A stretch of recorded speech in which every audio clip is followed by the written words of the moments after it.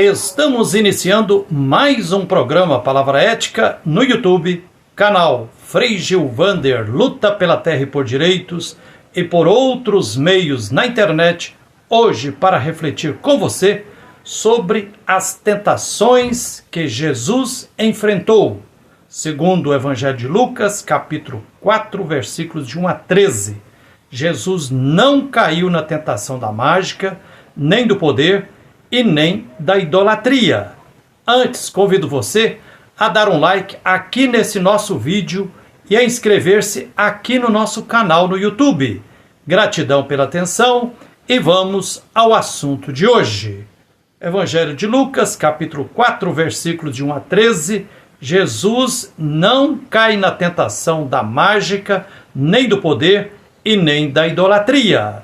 No Evangelho de Lucas, capítulo 4, versículos de 1 a 13, está a narrativa das tentações de Jesus, com algumas diferenças em relação aos evangelhos de Mateus e de Marcos. Que tipo de pessoa Jesus se torna para testemunhar um caminho de libertação e salvação dos oprimidos? Talvez alguém pudesse imaginar que, por se tratar de experiência tão íntima do próprio Jesus, os discípulos e as discípulas podem ter sabido disso pelo próprio Jesus, que partilhou com eles e elas como foi importante para ele discernir qual a vontade do Pai sobre sua missão e, portanto, como ler e interpretar os textos sagrados da Bíblia. De fato, o modo como Lucas conta as tentações as aproxima do que Jesus vai sofrer no Horto das Oliveiras, na noite em que seria preso e entregue aos tribunais para sofrer pena de morte. Lucas termina o seu relato dizendo que o tentador se afastou dele até o tempo oportuno, que teria sido no Getsêmani. Mateus teria colocado a tentação da montanha altíssima na última posição, porque o tema da montanha é particularmente significativo na sua narração evangélica. Por exemplo, o discurso da montanha nos capítulos 5, 6 e 7 de Mateus, a aparição final de Jesus ressuscitado no monte. Todo o evangelho que tenta apresentar Jesus como o novo Moisés, ou também porque, segundo Mateus, o ponto culminante seria recusar todo culto a Satanás para dedicar-se única e exclusivamente a serviço de Deus. Mas Lucas preferiu colocar a tentação do pináculo do templo como a última tentação, porque para ele o lugar mais importante está em Jerusalém.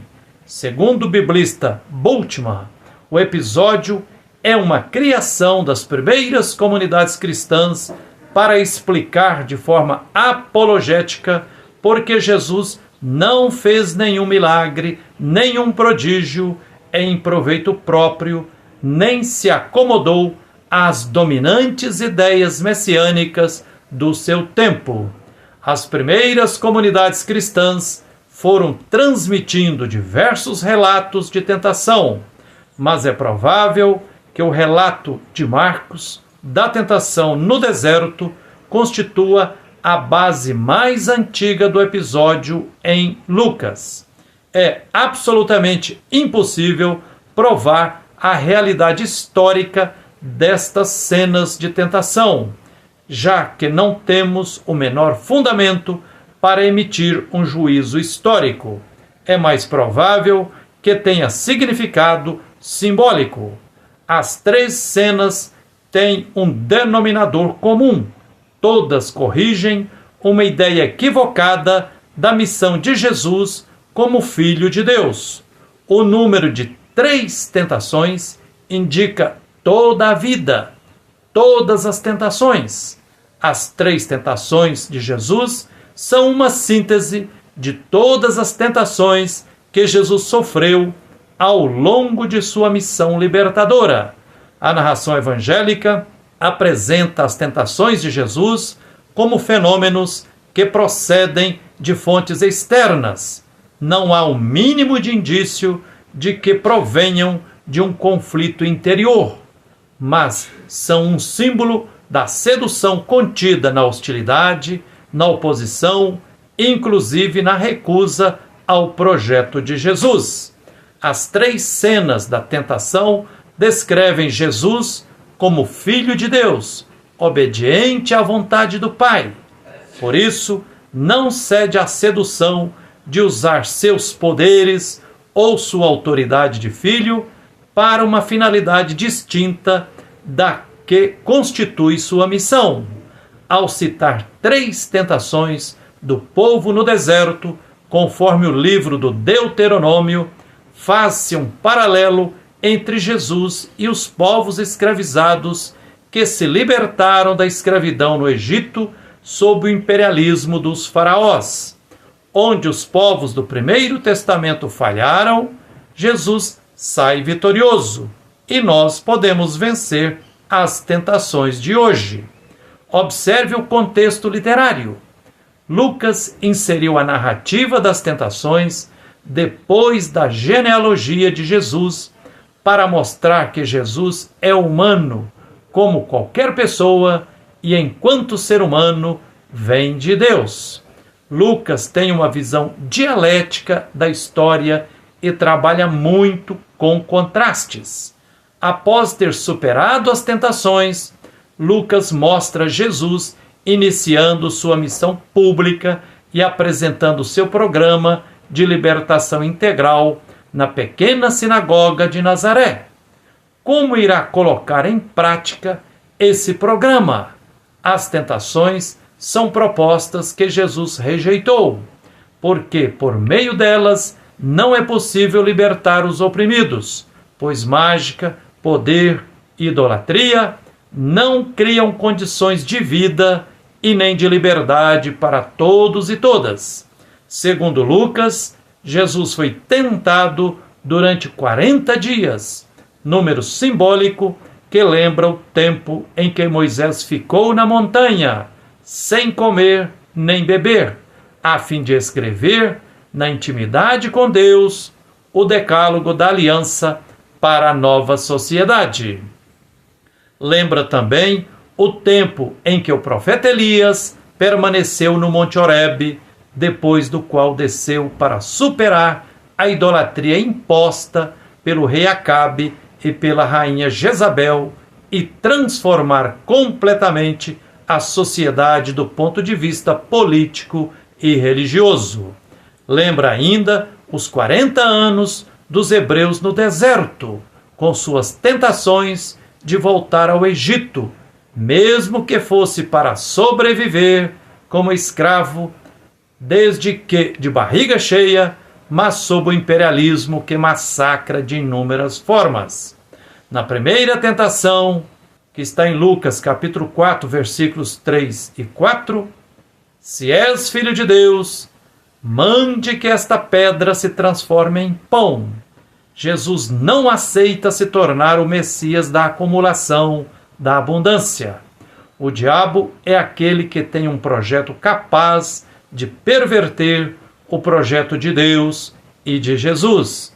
Ele quer um Deus que seja garantia de prosperidade para uma minoria, um Deus de palanque e de status. Jesus recusa ser o Messias da abundância, da acumulação, porque o projeto de Deus vai além de promessas eleitoreiras. Não só de pão vive a pessoa humana. O texto do Deuteronômio fala do tempo em que o povo vivia no deserto e se contentava em sobreviver assim, desde que tivesse pão para comer. A palavra de Javé, porém, tinha objetivos mais amplos: conduzir todos os povos escravizados à plena posse da terra para terem vida e dignidade. Jesus recusa-se a ser o Messias da abundância, da acumulação para si, pois sua proposta é a partilha e pão para todos. Deuteronômio capítulo 8, versículo 3, faz parte de Deuteronômio 8, de 1 a 6. Recorda quando os povos oprimidos, ao marchar no deserto, murmuravam contra Moisés e Arão. A tentação de abrir mão da caminhada libertadora precisa ser superada. Se parar de caminhar e só pensar em comer, a escravidão volta. Padre Alfredinho, da Fraternidade do Servo Sofredor, gostava de dizer: os ricos se salvarão quando aprenderem a passar fome. Na segunda tentação, que está em Lucas capítulo 4, versículos 5 a 8, eu te darei todo esse poder com glória, se te prostrares diante de mim. Jesus não aceita se tornar o Messias do poder. Jesus é tentado a resolver o problema dos oprimidos, tornando-se chefe político de estruturas injustas. Refutou com veemência Jesus: adorarás ao Senhor teu Deus e só a Ele prestarás culto. Todo tipo de idolatria oprime e mata de muitas formas. O diabo lê ao seu modo a Bíblia. Descobrir nela a motivação para o poder e o sucesso messiânico. O Evangelho diz que Jesus responde ao diabo com outro modo de ler a Bíblia e a experiência histórica dos povos que lutam por libertação. E esse é o da inserção amorosa e do serviço despojado do servo sofredor que vai até a cruz, doando a vida a todos e todas, primordialmente aos injustiçados. Quem absolutiza-se no poder repete a ação opressora dos faraós. São dois modos de ler e interpretar a Bíblia que até hoje existem entre nós nas próprias igrejas cristãs. Quem lê a Bíblia ou os Evangelhos para legitimar pretensões de poder eclesiástico, poder sagrado ou poder político, faz o mesmo tipo de exegese do diabo no relato das tentações de Jesus. A mosca azul do poder corrompe muitas pessoas. Jesus tem outros projetos mediante os quais testemunhará um caminho de libertação dos oprimidos. No Evangelho de Lucas, uma de suas principais características é o poder serviço. Na terceira tentação, que está no Evangelho de Lucas, capítulo 4, versículos de 9 a 12, em Jerusalém, no pináculo do templo, se és filho de Deus, atira-te para baixo. Jesus não aceitou se tornar o Messias do prestígio, nem do status. O diabo quer livrar Jesus da morte. Desta vez, cita a Bíblia. Mas ser o Messias do prestígio constitui idolatria. O diabo afastou-se para voltar no tempo oportuno. Este tempo oportuno é o final da prática libertadora de Jesus, onde ele vai enfrentar os chefes dos sacerdotes, doutores da lei e anciãos. Eles personificam as tentações que Jesus venceu. Creem que Deus lhes garante a prosperidade. Acham que é o suporte bíblico para as estruturas injustas que defendem e promovem. Vivem envolvidos pela busca do prestígio. Jesus vai enfrentá-los. É sua última tentação. Eles o matam, mas a ressurreição é a prova de que o projeto de Deus, mistério de infinito amor, é mais forte que as forças da morte. Em Lucas capítulo 22, Jesus fala aos discípulos que Satanás o instigava para peneirar os discípulos como trigo, para voltar em tempo oportuno. Nos dão elementos textuais para respaldar a tese de que Jesus foi tentado durante toda a sua vida, principalmente no seu ministério público, até o momento da morte.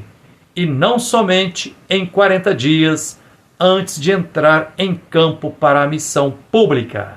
Para sermos filhos de Deus, precisamos doar nossa vida aos injustiçados e injustiçadas de ponta a ponta, a vida inteira. As tentativas de estabelecer uma conexão entre a narração das tentações de Jesus, de Lucas, com a primeira carta de João, onde se menciona a concupiscência da carne, a concupiscência dos olhos e o orgulho da vida, são simplesmente erradas.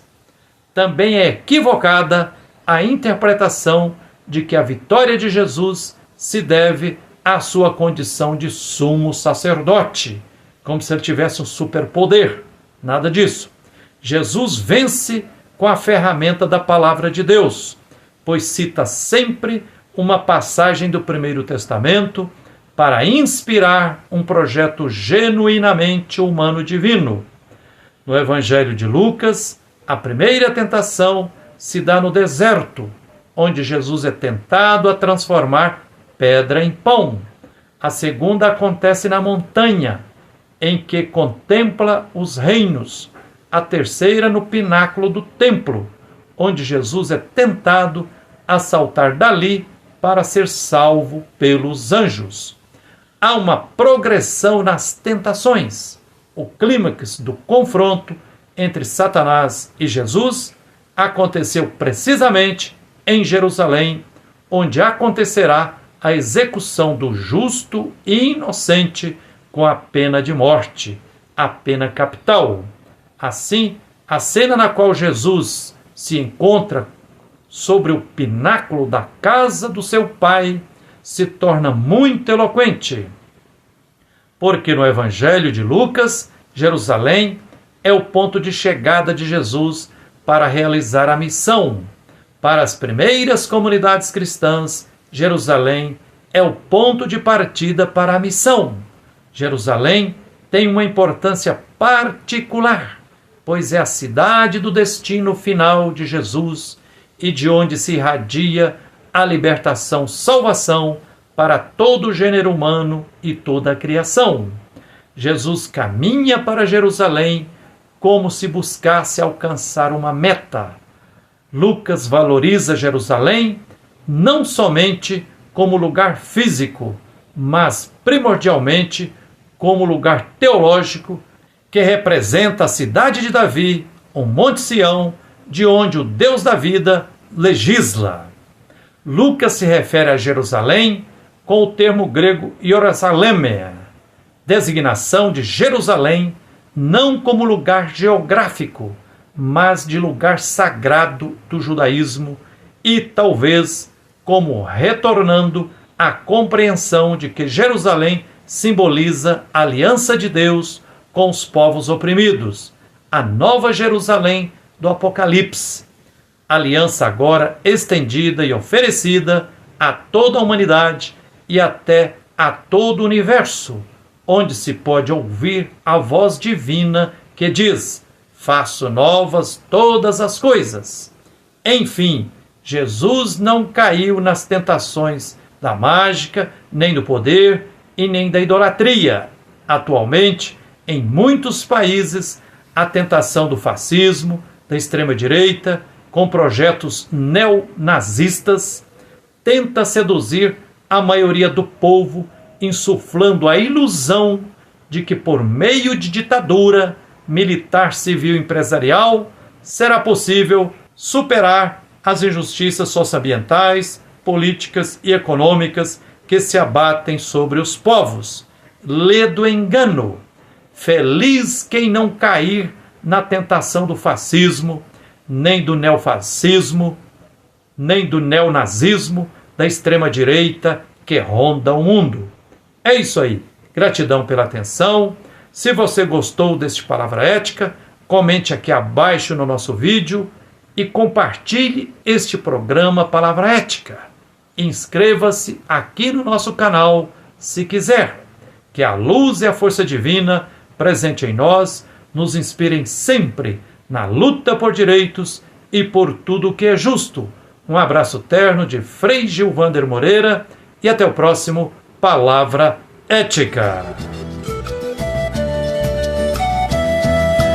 Todas as nossas vidas,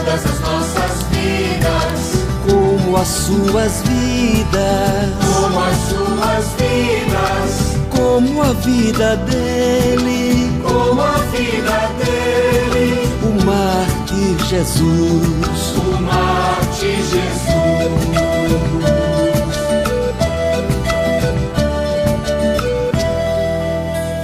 vidas pela vida.